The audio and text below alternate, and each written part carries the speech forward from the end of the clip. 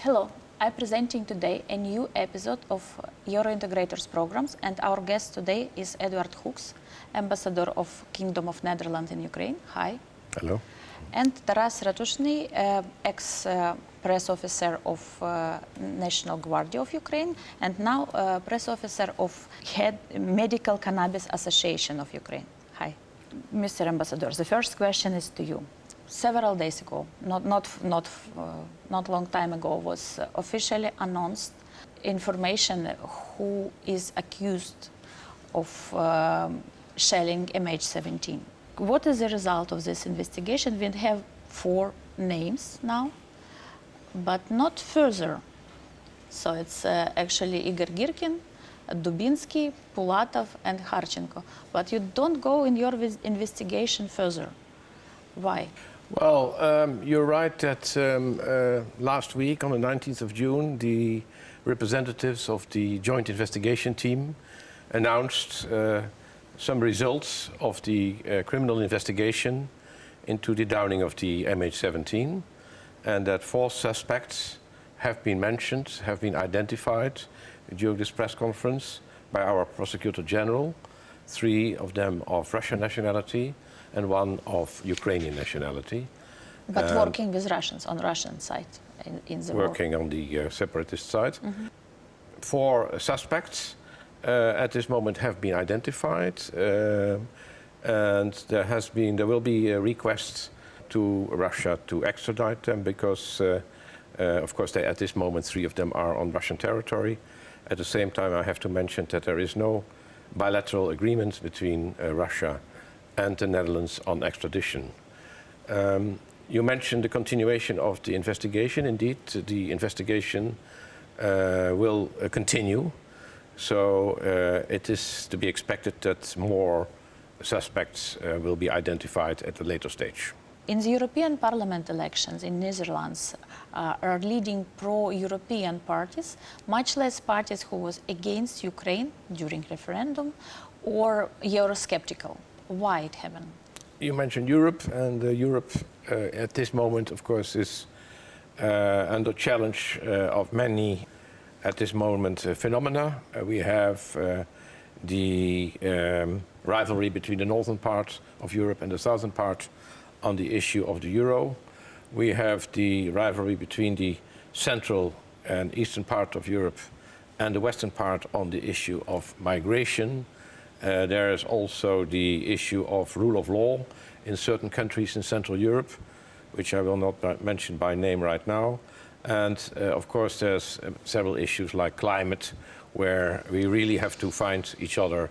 These elections for the European Parliament were very important because of these issues at this moment at stake.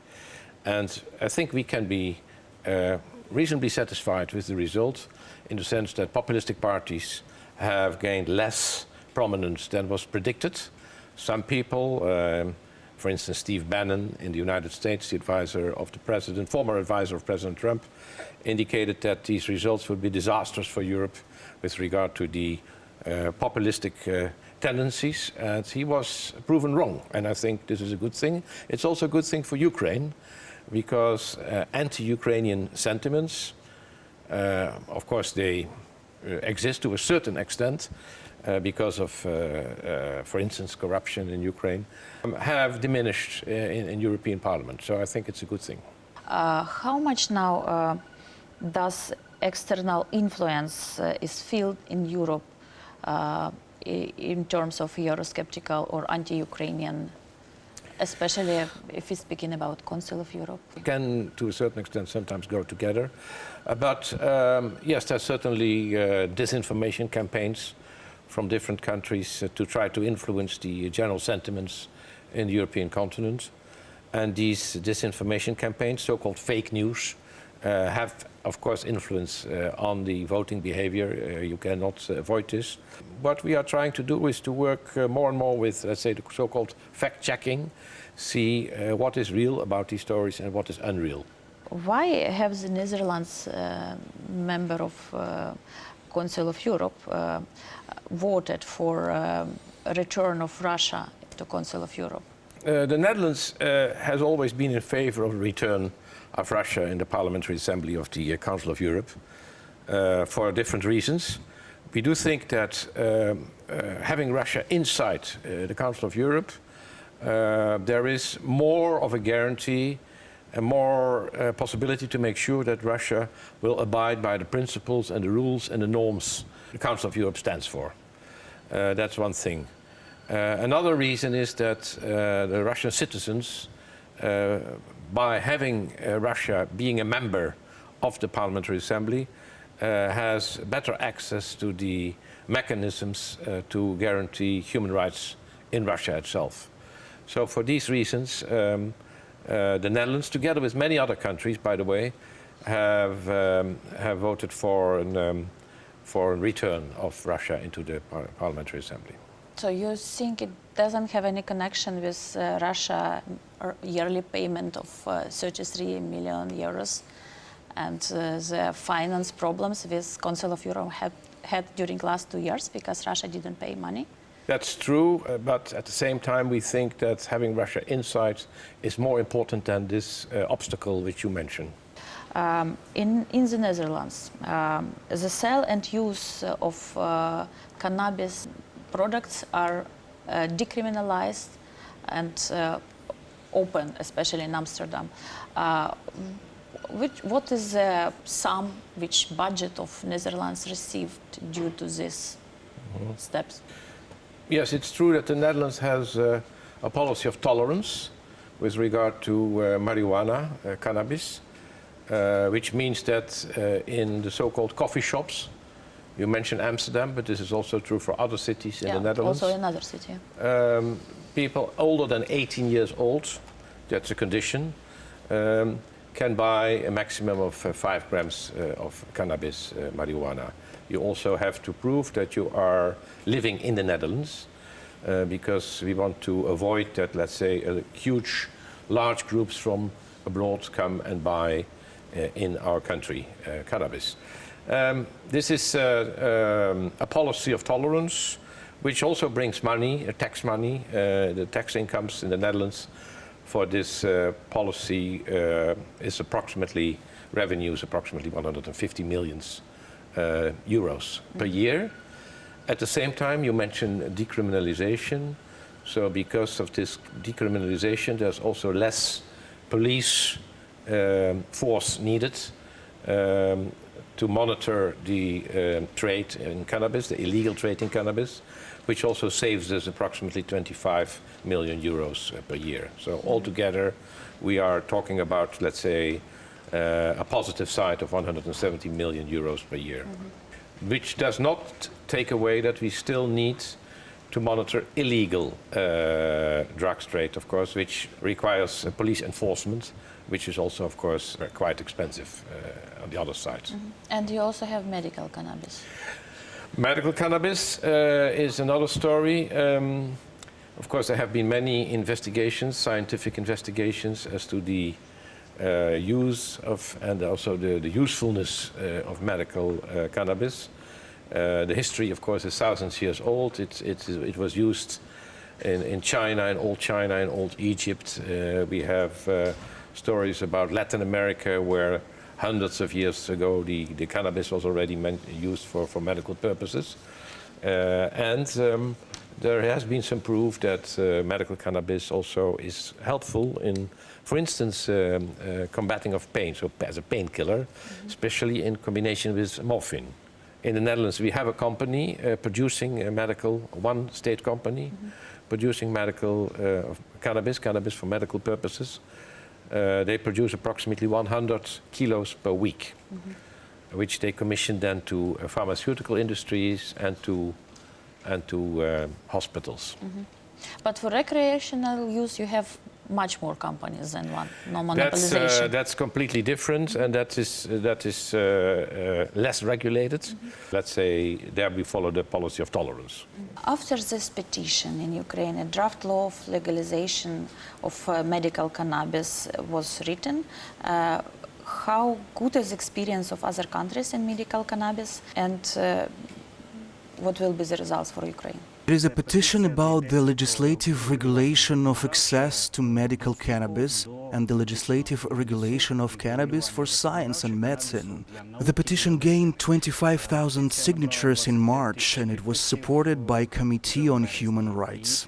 Actually, 2 months it took to develop a draft law by deputies from different fractions.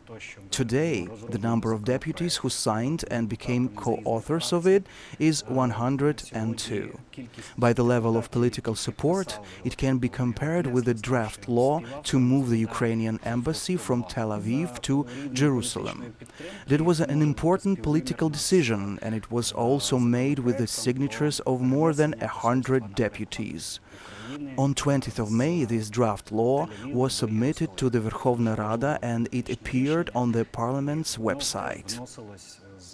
Unfortunately, this coincided with the beginning of the parliamentary crisis, which escalated into a constitutional crisis.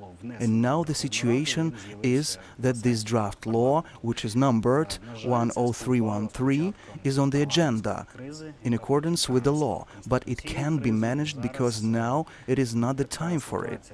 Deputies are busy. They're busy now with the elections law. There are lots of amendments, and I guess they will be busy for at least 1 more week. Yes, that's what it looks like. Meanwhile, this draft law has not yet been considered at all. Well, you hope much for it, especially as in the 21 countries in the world, this medical cannabis is already settled. Well, this list is much bigger. I think it is necessary to return to the experience of the Netherlands and clarify the situation with the legal status with cannabis in the Netherlands that is legally regulated. It concerns only medical cannabis and scientific research related to medicine of cannabis. Recreational cannabis used by adults in the Netherlands is decriminalized, and that is why there is no way to say we're getting so much taxes from this or another coffee shop. It is such a gray area, and it will possibly break the impression of Ukrainians a bit how it all works. But if we thought that Holland was the only country that legalized cannabis, actually it became legal in the Netherlands only the last year, when government programs were launched. In fact, the first pilot programs were the turnover of recreational cannabis and separately selected for these coffee shops or sale points, and is a complete cycle where all cultivation, supply and quality control are managed by the state at all stages. This program will occupy 10 cities, and as far as I know, at the end of this summer it will become known the names of these cities.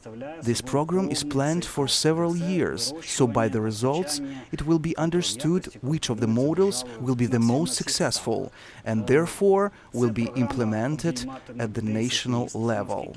But the medical cannabis in the Netherlands is legalized, regulated by law, has a public supplier or one company that grows varieties for the needs of medicine. These varieties are in legal circulation, controlled, limited, sold through pharmacies, drug stores, for those who need them. Actually, this is also what we need to develop. Є державний постачальник або одна компанія, яка вирощує сорти для потреб медицини. Ці сорти знаходяться у законному обізі, контрольованому, обмеженому, реалізуються через аптеки для тих, хто їх потребує. Власне, це теж, що нам потрібно розуміти. Your draft law doesn't suggest decriminalization. It provides only medical cannabis, right? Legalization and decriminalization are two different processes. They have a different subject. Decriminalization refers to minor offenses of non-law acts, which are derived from criminal prosecution in, for example, administrative. Some of them are so minor that they don't even need to be paid attention to at all.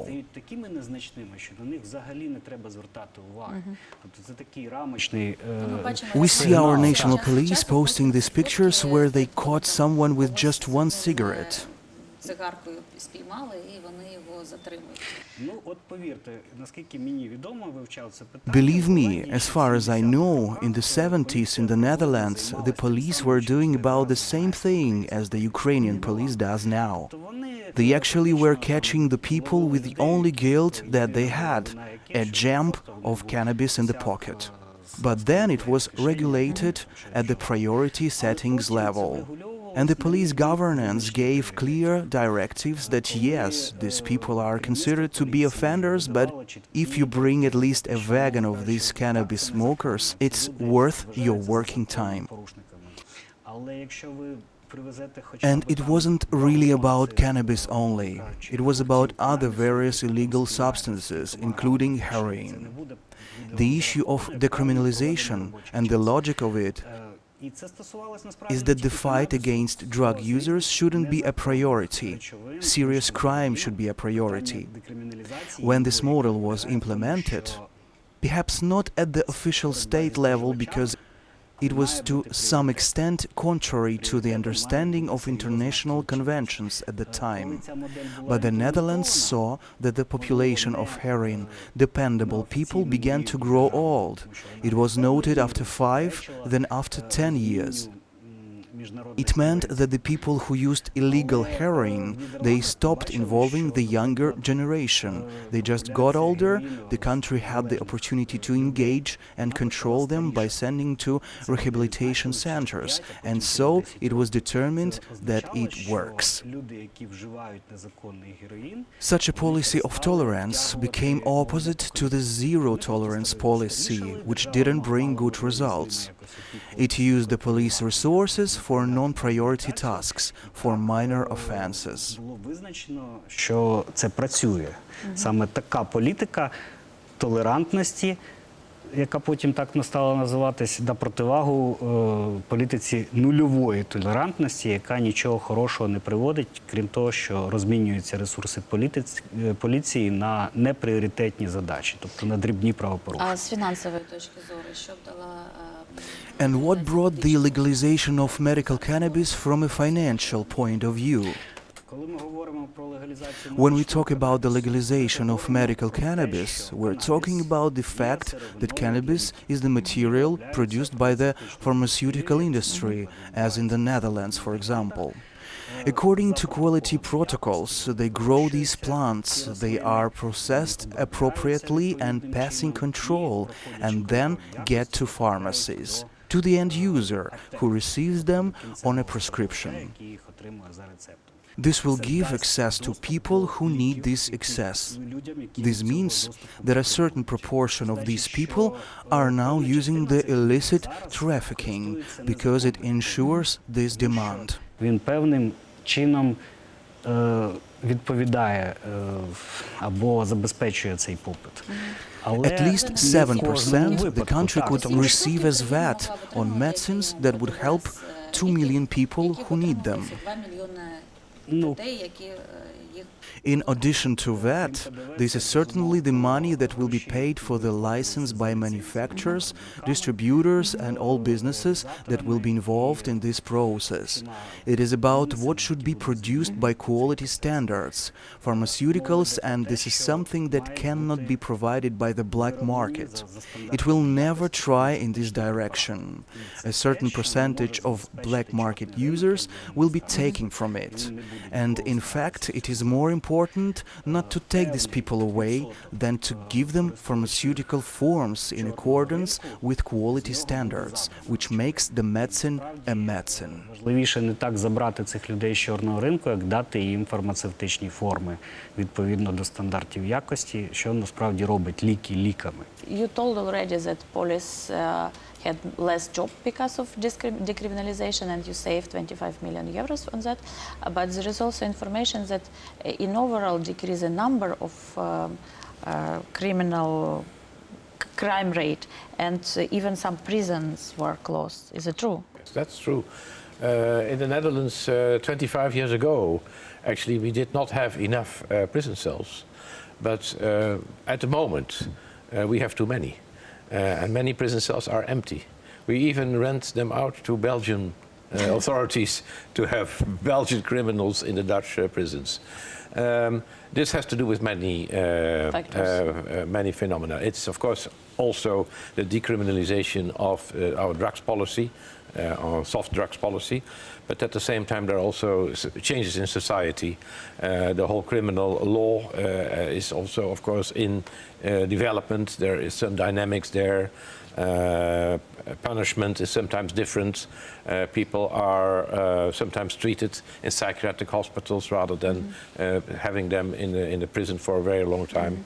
So that is also a reason why, in general, we have now at this moment too many empty prison cells in the Netherlands. One more question to you. We already spoke with you about this topic on our last program last year, but it should be expected to be subdevelopment. Scythian gold, what's going on there? Well, Scythian gold, you know that the Allard Pierson Museum in the Netherlands was exhibiting the Scythian gold in 2014, at the time when the Crimea was being annexed by Russia. And this gold was coming from 3 musea on the Crimea. So we had to decide what to do with it after the exhibition had finished. So the judge, the Netherlands judge, decided that the gold had to be brought back to Ukraine, and that the Ukrainian judge then had to decide whether it would be returned to the Ukrainian authorities or to the 3 musea on the Crimea. Now, of course, then the outcome would be maybe predictable. There is, of course, a political connotation to this whole issue, which has to do, of course, with the annexation of the Crimea and the illegal occupation of Russia of the Crimea. The musea did not accept this decision by the Dutch judge, and they went into appeal to the higher court. And the higher court on this case will take a decision, I think, somewhere next month. If I'm not mistaken, the 16th of July, I think, then the decision is due. So then we will know where the gold will be returned. At the same time, I have to underline that a huge part of the gold was already returned to Kiev, so is already back on Ukrainian territory. But of course there are still many artifacts which at this moment are in the Allard Pierson Museum, which they have to take care of. Of course it's also expensive because it has to be insured. So there's a lot of technical details still to be issued on this. We heard that in the Netherlands now there is a raise of pension year, retirement age from 66 to 67 in 2021. Why it happened, and what is the opinion of people of Netherlands? Yeah, that's a good question, because it's really a very important issue in the Netherlands. What we see in the Netherlands that we have a shrinking number of people who are actually working because our people are getting older. At the same time, we have a decreasing birth rate. So the society gets grayer, in the sense we have more old people who do not work and less people who work and have to pay for these pensions. So in order to make this system sustainable and feasible, we have to change it, and we have to go at retirement at a later age. When this system was introduced, that we would retire at 65, the average age in the Netherlands was 71. So you would have 6 years of retirement, which could be paid for. At this moment, the average age of the Dutch is over 80, 82, 83, maybe 84. So if we then still retire at 65, there's too many years we have to bridge and to finance this. That's why slowly we increase each year, month by month, the age of retirement. Not everybody likes this, of course. Some people like to continue to work. Myself, I'm an example. I like my work, so I would prefer to continue. But many people have, let's say, a job which they don't find very interesting, and they have invested a lot of energy and efforts, and they are looking forward to their retirement. Well, in that case, I can imagine that there are different sentiments. But generally speaking, it's very much dependent upon individuals. But it's unavoidable because we can't finance the system anymore. So we have to work longer because we live longer. What do you think? What is your opinion? What Ukraine should do, especially in information communication sphere, in order Ukrainian image in Europe and the Netherlands became better? Ukraine, of course, has a huge potential to present itself as a very attractive country. At the same time, it has a public relations problem, it has an image problem, because when you mention Ukraine in the Netherlands, for instance, many people think in the first place, if not of Chernobyl, they think of corruption. And they think of the war in the Donbass. So a country at war with a oligarchic system. So I think Ukraine has to invest in the positive aspects of its country, and it can do, because it has many positive aspects. It has a great, highly educated population, very hospitable, very open. You have sectors where you have a really comparative advantage, like in agriculture, like in water management, where the Netherlands also would like to contribute. IT, for instance, is really a chicken with the golden egg here in this country. On logistics, there's so many opportunities. So I would say that if Ukraine underlines its positive aspects, they have to do road shows. They have to go outside and travel in, let's say, visit seminars and sell Ukraine to take away this negative image. And at the same time, of course, they also have to combat corruption, because this is associated with Ukraine let's say, that's an image problem. And they can do a lot about it. And they're, of course, working on it. The Netherlands is also prepared to help in the reforms in combating corruption and educating judges also. And we have seen this construction of the anti-corruption architecture by introducing new laws, new systems, new ideas.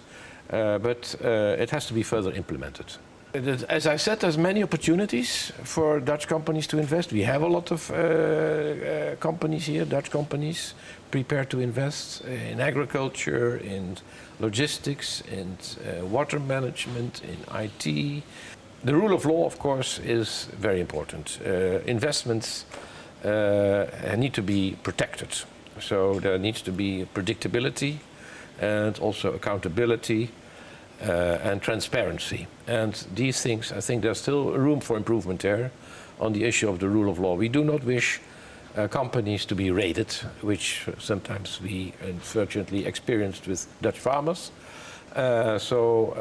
These are challenges for not only Dutch, but foreign investors in general in Ukraine. The rule of law and the predictability of the investments. But at the same time, the opportunities are huge. And Ukraine is a fantastic country, so if everybody is helping Ukraine on this way, we can get a long way. I think the problem is a little deeper. Europe, in place of objective, detailed knowledge of Ukraine, is living with certain revisions, even myths about Ukraine instead of real knowledge. And this process is in fact two-sided, because for Ukraine it is difficult to break through this blockade, and it also very often lives with myths about Europe. And to handle this problem can take years, if it will be solved only by the number of Ukrainians who, using a free visa regime, travel to Amsterdam or to some other European capitals where they got some objective knowledge, not a myth. The same with the counter-stream of tourists from Europe to Ukraine. In fact, this should be a part of the state information policy in order to properly build such an information bridge between Ukraine and the European capitals. Потоку туристів з Європи до України. Насправді це має бути частиною державної інформаційної політики для того, щоб буквально будувати такий інформаційний міст між Україною та європейськими столицями, найпершу чергу. And how do you suggest to do this? This should be a state information strategy. which civil services should do? Absolutely. Absolutely, yes. Do you support Ukrainian intention to be a member of EU? And when do you think it will be possible, this opportunity window? We do acknowledge the ambition of Ukraine, of further integration into the West, Euro-Atlantic integration. President Poroshenko even brought this into the constitution, this ambition of becoming a member state of the European Union and of NATO.